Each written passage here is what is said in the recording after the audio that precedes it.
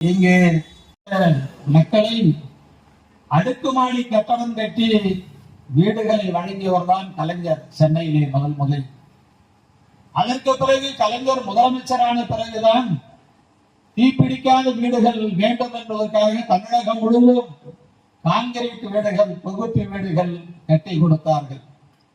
அந்த அடிப்படையில் இன்றைக்கு நம்முடைய மாண்புமிகு முதலமைச்சர் தளபதி அவர்கள் ஒன்றிய அரசாங்கம் கொடுக்கின்ற நிதியை காட்டிலும் 2 மடங்கு கூடுதலாக கொடுப்பது இன்றைக்கு கிராமத்திலே தொகுப்பு வீடுகள் கட்டிக் கொடுக்கின்ற பணி நடைபெற்றுக் கொண்டே இருக்கிறது.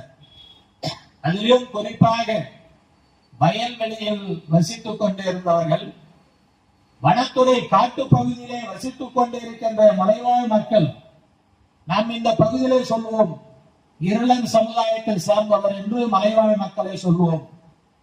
அவர்களுக்கு சொந்த வீடே இருக்காது. யாராவது ஒரு வயல்காட்டுல போய் ஒரு கூரை போடுன்னா அந்த வயல்ல சொந்தக்காரர் ஒரு கூரையை அமைச்சு கொடுத்தாங்கன்னா அங்க காவல் காத்துன்னு நைட்ல தங்குவாங்க, பகல்ல அவங்க பழக்கத்துக்கு போயிடுவாங்க.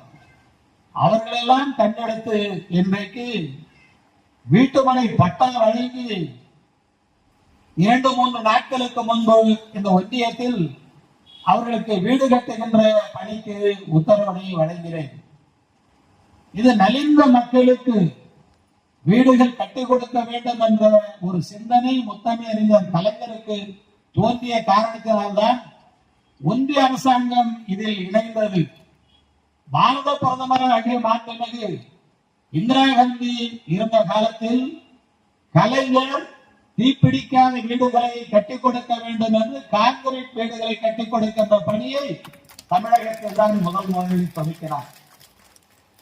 இந்திரா காந்தி அவர்களே வியப்பு பார்த்தார்கள். நான் பாரதத்தினுடைய பிரதமராக இருக்கிறேன், என்னால் முடியாத திட்டத்தை முத்தமிழர் கலைஞர் தமிழகத்திலே அந்த வீடு கட்டும் திட்டத்தை உருவாக்கி இருக்கிறார் என்று கலைஞரிடத்திலே தொடர்பு கொள்கிறார்.